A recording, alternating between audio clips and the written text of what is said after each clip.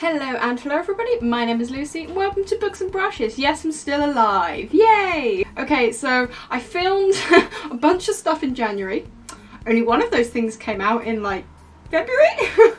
So I'm so behind on literally everything and it's a nightmare, but what can you do? So I filmed a couple of videos which still haven't come out. I've got a book haul and another one I can't remember, it was so long ago. But I'm still going to try and keep up with the wrap-ups at least, because that's like my bare minimum that I want to keep to. I really was so close to not even bothering doing February's wrap-up, but then I just couldn't bring myself on not to do it. So it might not be the biggest or best wrap-up in the whole BookTube universe. Who would have thought? But I'm still gonna do it and keep trucking along. And yeah, I'm filming this video on like the 6th of March, so you'll know how long this took to come out. Maybe it's in a few days. So I read 2 books in February and let's just get on to them. The first book I read is probably not a surprise considering of what I read in January, and that is Crooked Kingdom by Leigh Bardugo. Yeah, okay, I'm on board now guys, okay, I get it. So go watch my January wrap up if you didn't see my Six of Crows talk. Pretty much my feelings on how the book was written are the same, except my love for this series has increased quite dramatically. I'm over that hype thing now, totally over that. I really love this series. I understand now where all the love for it comes from. And this second book I think was better, but then again I'm not sure if that was just because of the bias I had on the first book. Not sure. Obviously I can't give too much away about the plot of this book because that would be the spoilers for Six of Crows. Let's just talk about the duology in general. So this duology is about a group of thieves and criminals and con artists who basically band together to do this impossible heist. That's the Six of Crows book. This second book is basically dealing with the fallout that happened from the first book, trying to recapture a friend, don't want to go too much into that, and also try and finish what they started.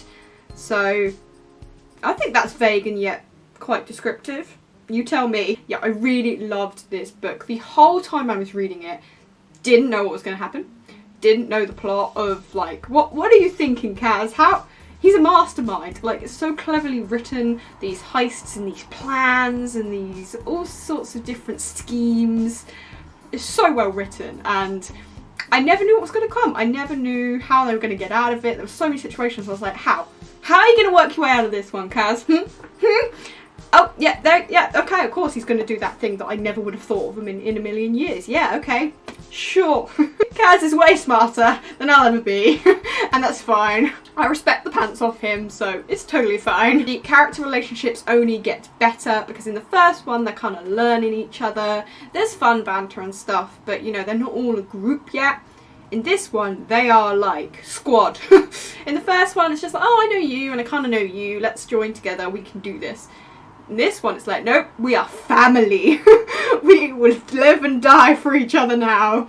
And I love that because it makes the stakes more tense when like they're in danger and stuff. It makes things more dramatic, and when, you know, certain deaths happen, wink wink, it's so much more devastating and intense. So yeah, I think what Six of Crows did was great, and this one just was like, yep, now you know this world and you know the schemes and the bants that's happening here, let's just double down on that and make it even better. I love the characters in this. In fact, there were characters in the first one that were like, oh, they're okay, that I now would die for.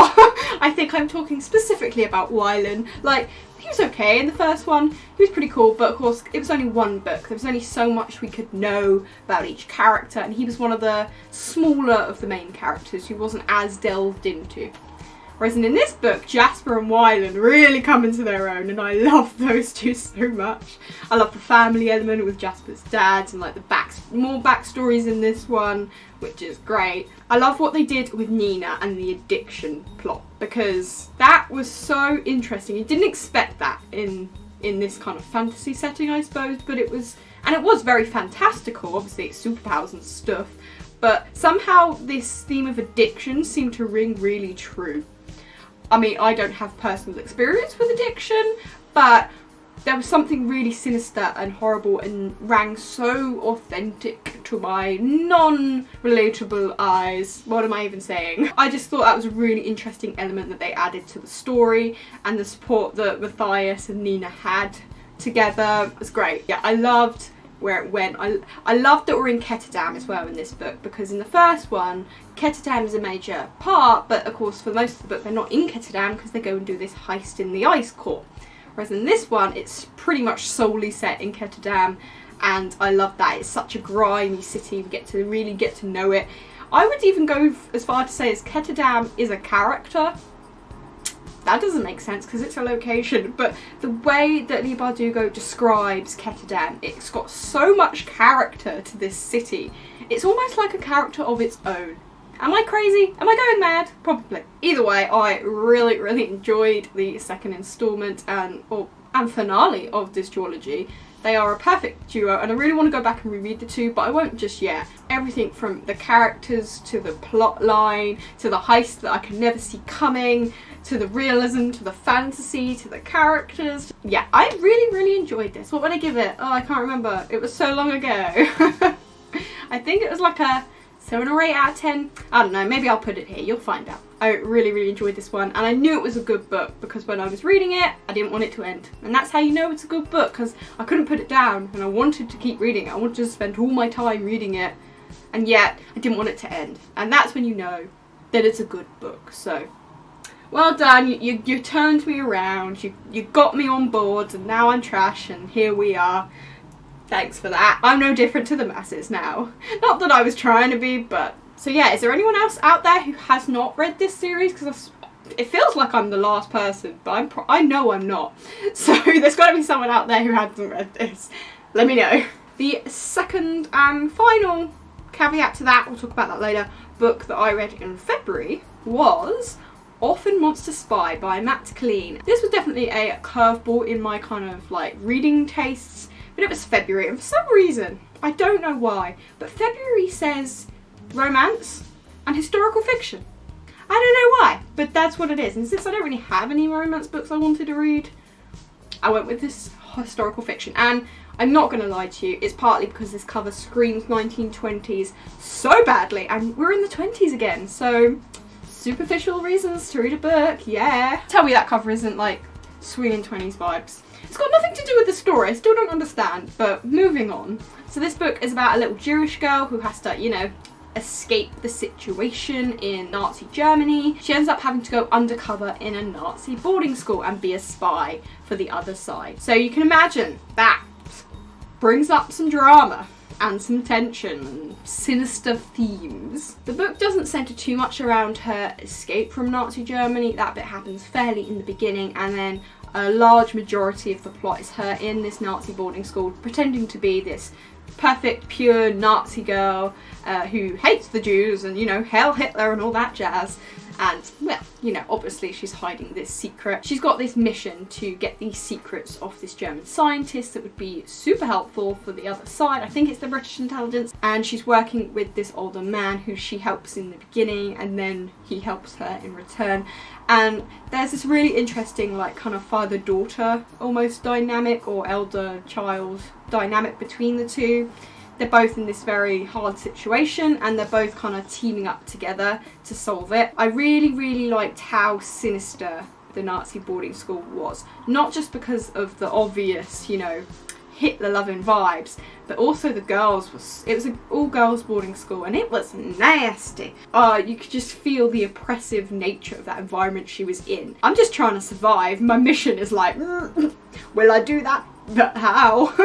It's just trying to survive this school from the teachers and the pupils. Like, how's she going to get through? Even though they don't know she's a Jew, it's still very difficult for her to climb this hierarchy social ladder. And there's a lot of like kind of trials that she has to go through to prove herself, and a lot of steps she has to take and knockbacks she gets from her mission. And I really like where the story went in the end. I think I preferred it. The more the book went on, the more I got used to the writing style and the kind of plot. I thought it was a little bit janky, I'm not gonna lie. The plot line seemed a bit, I don't know if this motion is making any sense. It wasn't smooth reading. It was a bit higgledy-piggledy. You kind of see what I mean if you've read it or if you're planning on reading it. But yeah, I kind of preferred the ending, and I thought the last few scenes were really, really good. Especially there's this scene at the end where she's with the girl and her father. Didn't see that coming. Obviously there are some bad themes in this book, obviously discrimination and genocide and all that jazz. It's a World War II story set in Nazi Germany, of course.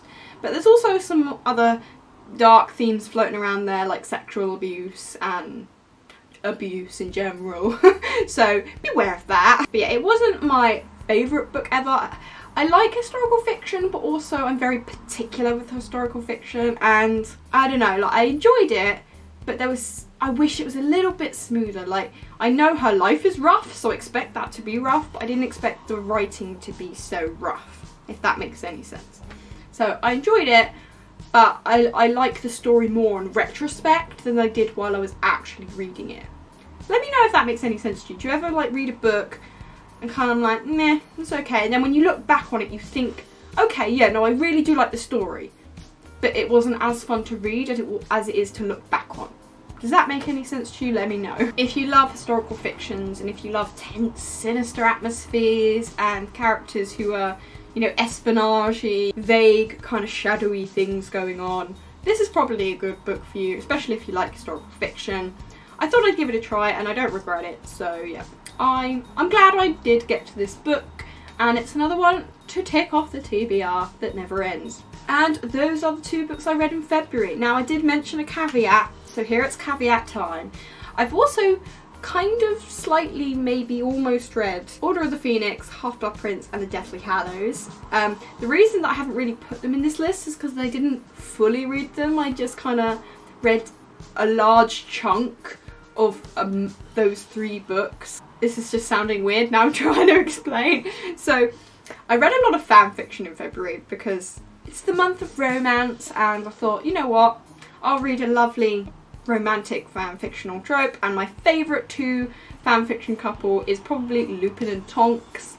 I love them too. There's so much story for them too that wasn't in the books, so when you try and find fan fiction on them, there's so much great content out there, and I just love those 2 characters and their love story that you don't even really get to see in Harry Potter. I was all over the fan fiction for that. If I had known how many pages of fan fiction I read, this would probably be like a 5 or 6 book February, but it's not an official book, so it doesn't count. I'm not mad about it, it's fine. Like I said, it's February, I was feeling the romance. Those are 2 of my favourite romance characters, and the reason I read through those last 2 books is, you starting to see now, Tonks appears in Order of the Phoenix. So I was reading mostly the sections that had Lupin and Tonks in there, and was kind of skimming bits that didn't, and I was kind of like, I actually wrote down the timeline because I'm a stickler for canon and I'm obsessive. So I wanted to know, like, where do Lupin and Tonks appear in the story, like chronologically wise, where are all the points that, you know, they are, and then maybe in the future I could write my own little Lupin and Tonks art fan fiction story, or at least when I'm reading the other books I kind of understand parts that they're pulling from and see if they're accurate in ways. Oh, I did read one fan fiction though, and it mentioned that Lupin and Tonks had biscuits and gravy, and I just went, that's not British! I just had this moment of like, I couldn't read that fanfiction anymore, because I'm sorry, it could be the most perfectly written thing in the world, but this American probably didn't realise that biscuits and gravy is not a thing here, so it kind of ruined the story, because obviously Harry Potter's set in Britain. Anyway, I don't know why I'm going on this weird rant tangent place, but I just wanted you to know that I've read lots of fanfiction, and I kind of read the last 3 Harry Potter books. It seems like I didn't read a lot this month, when actually I have read loads. It's just, I've only read 2 books, kind of. You decide what I read. Yeah, I just wanted to record this, and who knows when this will come out. Hopefully March, because it's March now. So if that came out in April, that would be tragic. Thanks for sticking with me, and for those of you that are keeping up with me, even though I'm not uploading as on point as I was, I will get back to it. I've got to figure out the technological setup stuff. Thank you for watching my February wrap up. I'd love to know what you read in February or what you plan on reading in March, and if you've read any of these 2 books and have any thoughts, please let me know, and I will see you in my next video. Bye.